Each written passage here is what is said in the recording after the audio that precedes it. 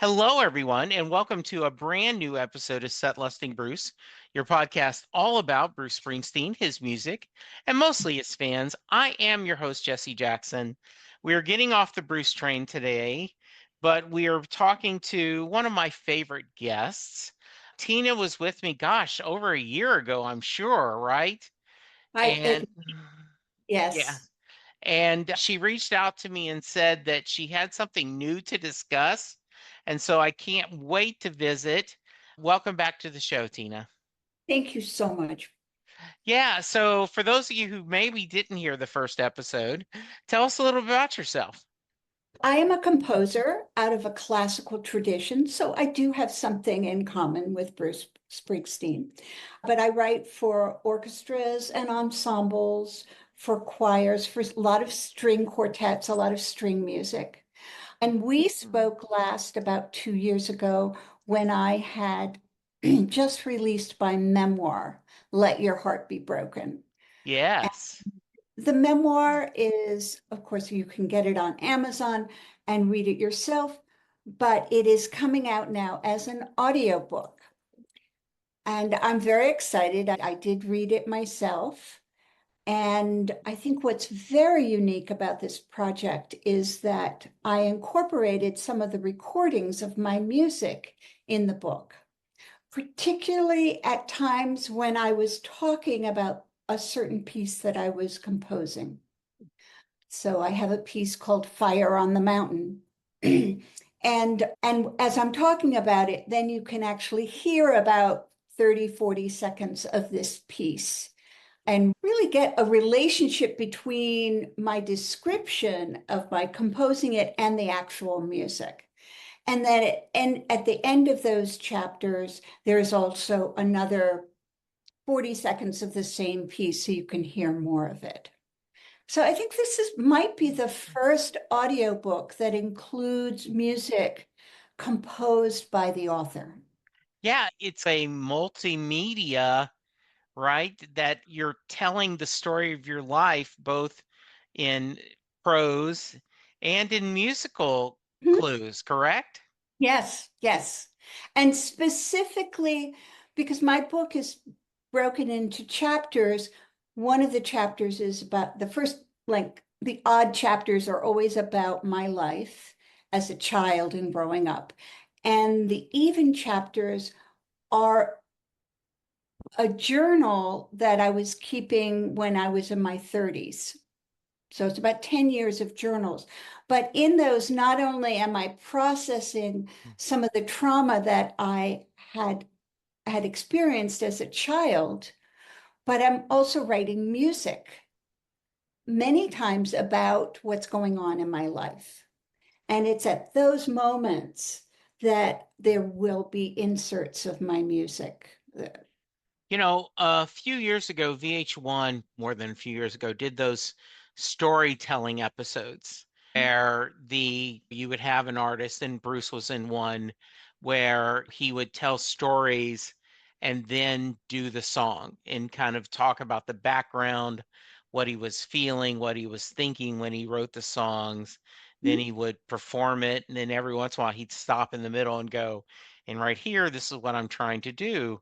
So it sounds like that's what you're doing as well, isn't it, Tina? Yes, yes, and exactly. So when I'm specifically talking about certain pieces, not all the pieces, because I don't have recordings of my orchestra pieces, and I do mention writing some of those, but the pieces that have been recorded. So there are probably about, oh, I guess about 15 pieces that are maybe less, maybe 12 to 15 pieces that are featured in this audiobook. Why did you decide to do this? It goes back to like, why did I decide to write the book Okay, as let's well? recover that again. Yeah. Yeah, I think not only was it a way of giving voice to my childhood and my life, talking about the passage of grieving for losses that you have, but artists write a lot, have written memoirs, but it's not always that artists are working hard to find language to describe their work, Right. their process, what they were thinking. And a lot of times artists aren't thinking about very much because they're so in the moment of Sure. creating the piece, and they have so many years of experience. It's like walking across the street. Your brain is making so many calculations as a car is approaching, but you're not thinking about it. If your brain says, "Oh, walk a little faster," or you're going to get hit, you just do it. But that comes from a lot of experience. And so a lot of times a process is not always obvious to an artist. And in this book, I really worked hard to give language to at least my process. So it just seemed, wouldn't it be wonderful to hear the music as you were listening to the book? Very discreetly. I don't have it underneath the words. I really have it segueing into the music so you can really listen to the music, and then it goes right back to the audiobook. And not long excerpts, short excerpts so you can get a taste. Yeah. Hopefully, oh, I want to hear more of that. Did what did you when you wrote the book, and you were right, we talked back in 23, was there did you change anything when you did the audiobook? Did you just read it as is? I did read it as is. There was one time where there were a couple of corrections. There were a couple of errata, and I did change those. Yeah. But no, I just read it as it was. It's an unabridged version of Hmm. the whole book. And it was a very interesting experience. It's one thing to write about your life, and it's another thing to go back and read it out loud. Yeah. And while I was reading it, I could almost smell and taste where I had been. It was a very interesting experience. Yeah. As I would, different than when I was writing it. Hmm. Somehow maybe speaking lights up a different part of your brain than writing does. And so Yeah. the memories are slightly different, not different, but the access to the memories are Hmm. different. Yeah. And I was kind of curious, did you have a, did you was there a feeling of, oh, because I talk to a lot of artists and different people that, say that art is never finished, only abandoned. So as you're reading it, and you obviously caught the few, you said mistakes, everything, but were there other things you thought about, oh, I would tell this differently now? No, but Okay. I was recently at a family reunion and we were telling stories, and I told a story of when I was 16 and I had four younger siblings, and the youngest was two. And it was my Yes. job to fly on the airplane back from Germany, because we had been living there, to JFK airport with these four little kids, and my stepfather was going to pick us up. Yeah. Ex- Except we got there, and of course you're flying, and there's this time distortion, and they're four little kids, and my stepfather had forgotten. Oh no. And I thought, oh, I didn't put that in the book. Yeah, he'd completely forgotten to pick us up, and he lived 9 hours away Oh, how funny. in Pittsburgh. Yeah. So it was interesting. It's been an interesting process to think about what I included and what I didn't include. And I've had people come up to me, particularly people I've worked with or ensembles I've worked with, and ask me, why didn't I write about them? Yeah. And it's a memoir it's not an autobiography. An autobiography is about the facts, Right. what happened, but a memoir has a point of view. Yes. And my point of view was really talking about the secrets in my childhood and how they affected me, not only as a child, but as an adult and also as a creative. So those three different, so that was my perspective. And so I just have been amused at the reaction of some people. Often when I have a writer, we don't want to give away everything in the book, but give me a tease of a story that you think people will find interesting. And I certainly want that, but also, is there one specifically where you said, wow, I'm really glad that I'm able to give this 10 or 15 seconds of the story to help enhance it? Yeah, I think the one piece I just mentioned, Fire on the Mountain, I had been divorced and had not dated for a long time and decided to date and fell in love with a guy. And I was a wreck, an emotional wreck.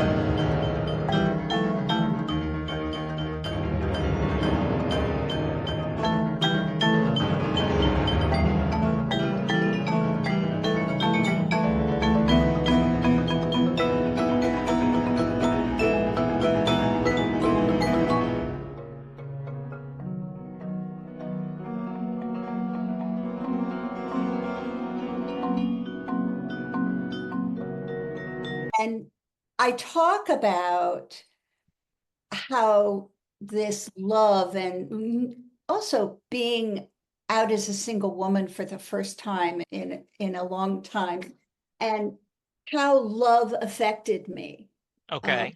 and the energy of love and the vibrancy of love. So then to be able to have some of the music. So I was writing this piece called Fire on the Mountain, and the idea came to me because I had this very strange dream that Okay. I was photographing a very large white horse outside lying on a couch.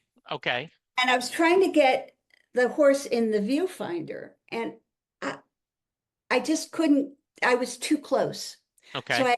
had to step back until I was far enough away so I could see the horse in my viewfinder. And at that moment, I looked up into the mountain in my dream and I saw this red glow. I thought, oh, that's where love is. That's what you have to do with love.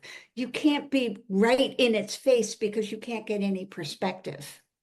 You're too Yes. close and you're going to get, and you can't even see where maybe love really is. Maybe you think it's the horse, but it's actually up on. So I wrote this piece called Fire on the Mountain, and it's about this experience. It's a very rhythmic energetic piece. It's written for marimba, vibraphone, and piano. So it's very Okay. percussive. So it was really wonderful to Mm. have these descriptions, these verbal descriptions of what I was thinking about when I was composing this piece and the kind of energy I was trying to create and be able to have an excerpt of the music. Yeah. And so if it's okay with you, I'll insert a little bit of music here as an Mhm. example. Yes. Okay. And you can find it on Spotify. Yeah. Okay. Will do. You mentioned about this song fire and you do when you're writing it, how you're going to want this to be performed. And I get what I'm like sometimes like an artist will compose on a piano or compose on a guitar, but they know that the song really needs to come out in this way. And since you do often orchestra and a lot of different quote unquote classical instrumental music, do you know when you're writing how you hear this as a possible string quartet or a full orchestra? Or is it a little more fluid? I absolutely know Okay. what I want.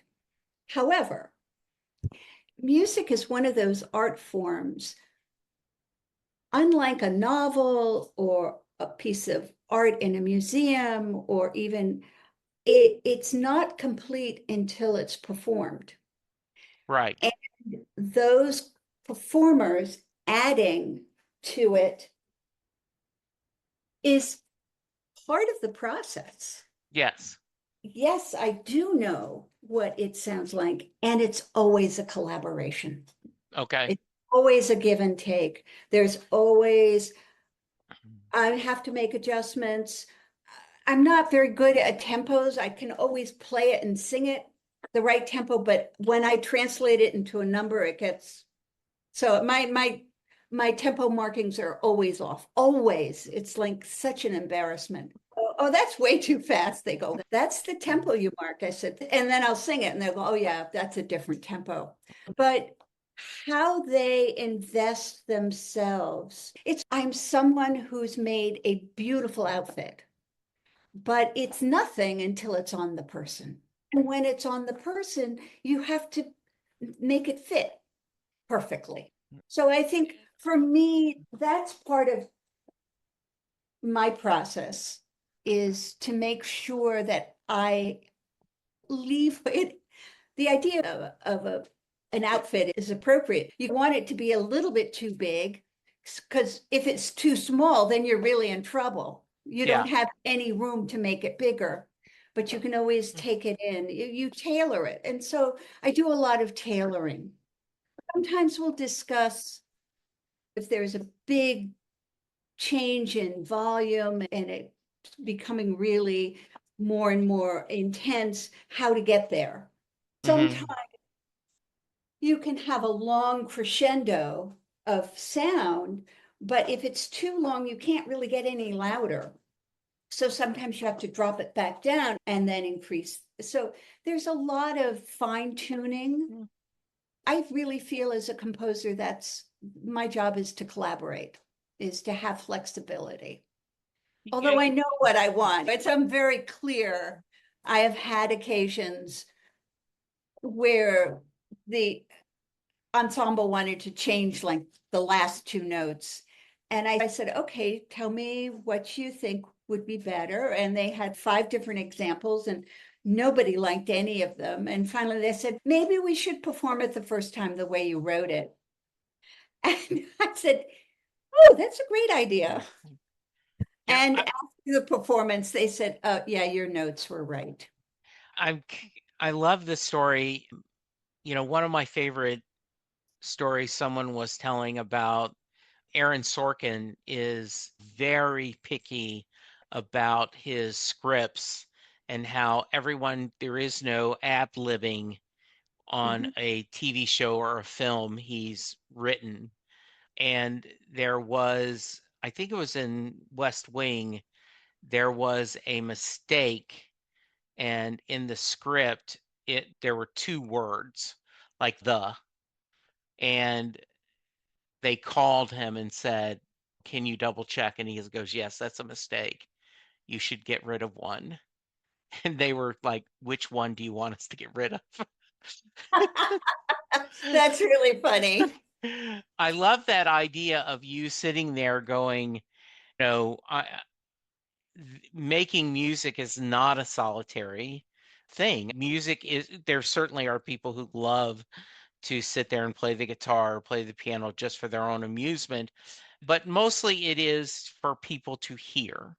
And I love that collaborative joy of yours, right? That together it's, Bruce talks about that the E Street Band, 1 + 1 = 3, that him writing the music and the band doing it becomes greater than the sum of the parts.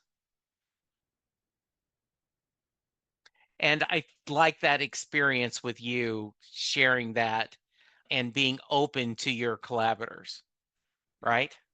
I wanted to go back Sure. to what you said about that artists say that no work is, I'm not quoting it right, that no Yeah. work is finished. What, tell Yeah, me. I don't know where this originally came from, but the first time I heard it was J. Michael Stravinsky. He's a writer, and he often would quote this when he was talking about writing Babylon 5 or doing other things, that he said, "Art is never finished, it's only abandoned." And the idea that sometimes you if you can keep going, perfection, it'll never grow out. Coming out in about 4 or 5, on August 5th, we're recording this at the end of July. There is a book coming out called Down in Jungle Land: The Making of Born to Run. Bruce's his third album, but his first one that kind of caught lightning in a bottle. And the whole book goes through the trials and the thought and how much he worked on words and lyrics and music and instrumentation, and how, and this is a legend, is supposedly they were on the road, they brought the finished album out to him, and when they played it he hated it and threw it into the pool. That just, and we gotta have to start all over. And they're like, you have to just, at one point it needs to release. So I'm just curious, it how do you, in your process, do you reach a point where you go, yeah, I think I've got it mostly right? Or is it just, no, this is where it needs to be? I wanted to talk a little bit about excellence versus perfectionism. Oh, perfect. Sounds And great. I have an argument with my sister, and I said, "You're a perfectionist." She said, "Oh, you're a perfectionist." I said, "No, I'm not." And Mm, actually, I'm not. I do believe in excellence, so mhm, that in the moment, I will bring everything I have to the piece I'm composing.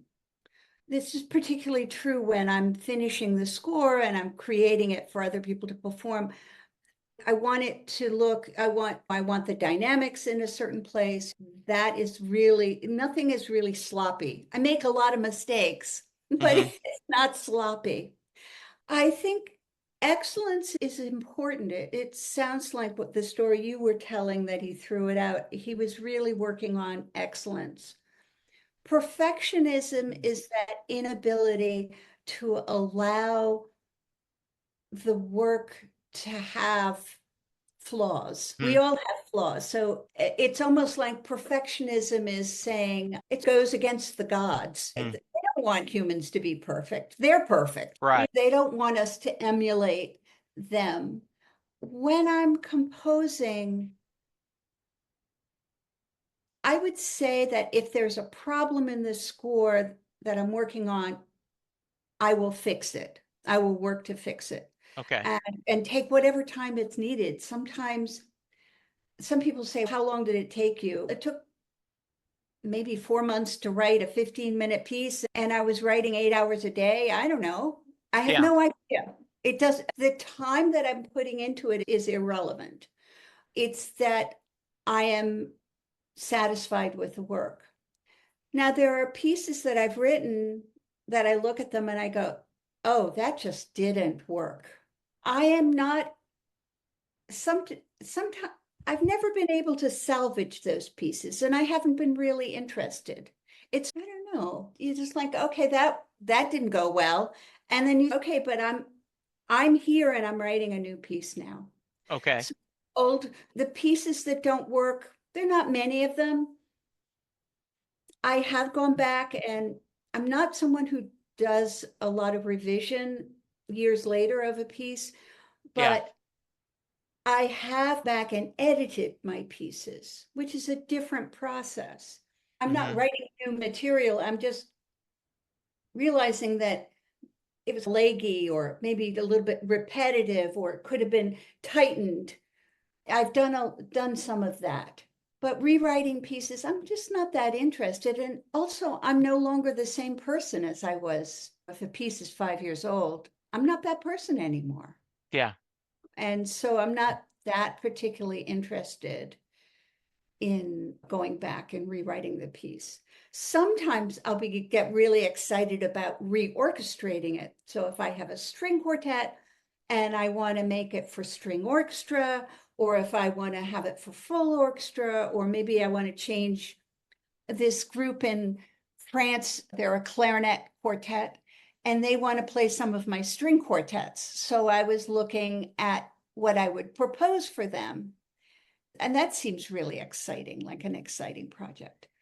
But that going back to that quote, I don't know if I agree with it, although it's a very interesting quote. Yeah. Just abandoned. I don't think that's my perspective. That's, When yeah. I'm done with the piece, I'm done. So Mm. I'm not done, but I'm not done as a composer.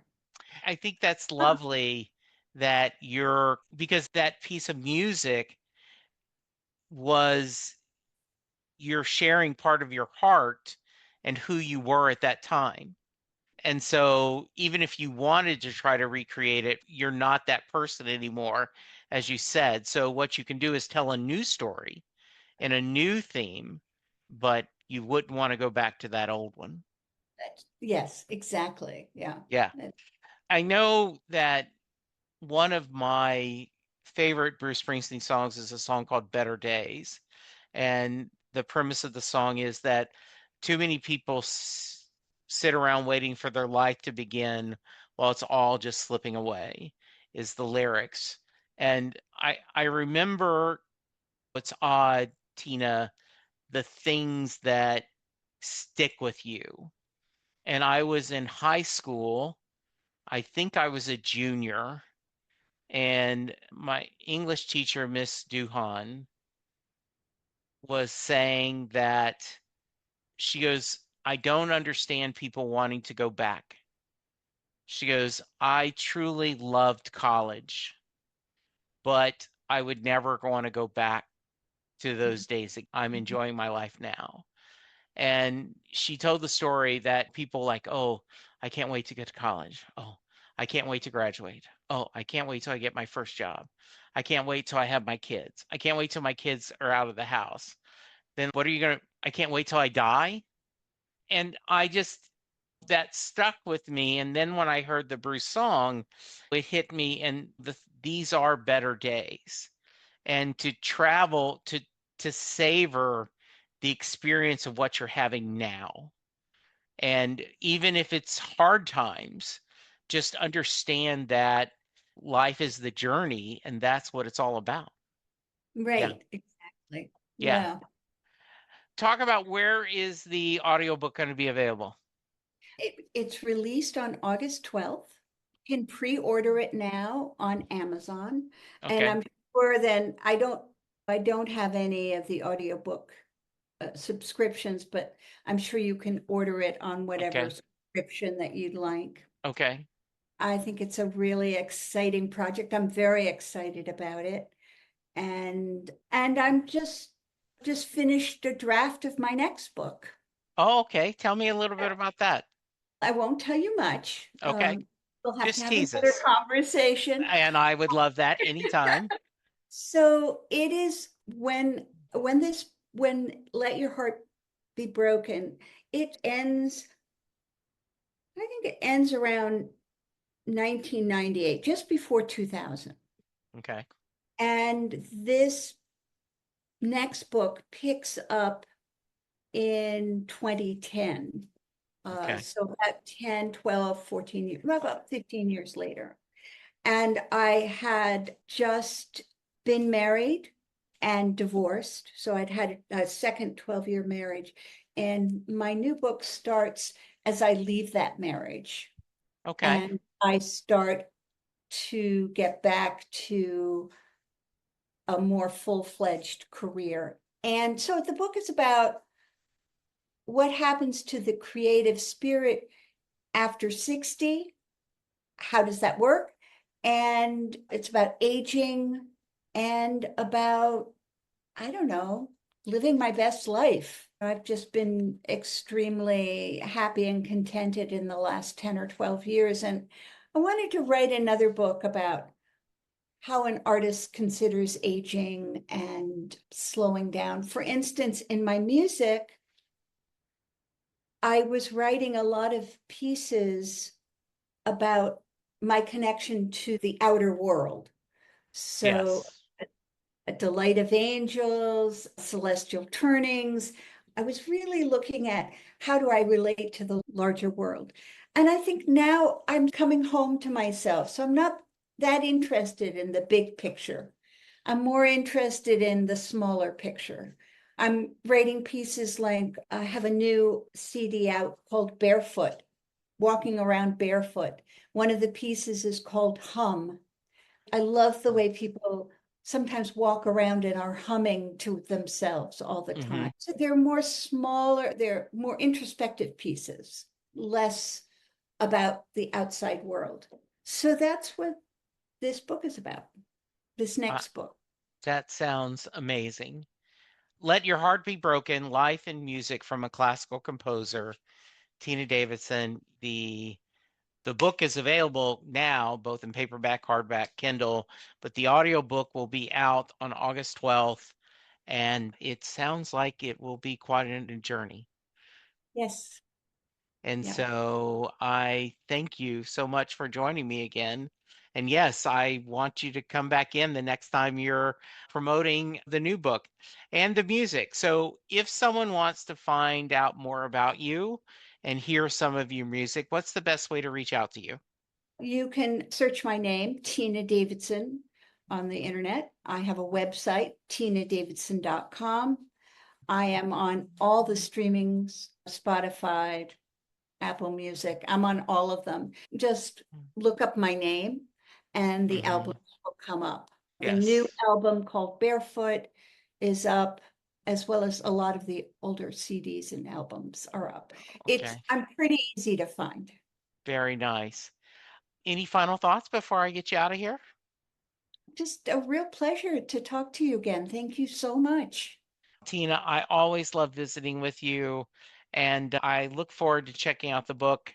I look forward to hearing the new music, and you are welcome anytime. Thank you so much. Listeners, go check it out. Check out some music. For now, be safe, be kind, and we'll talk soon. Goodbye.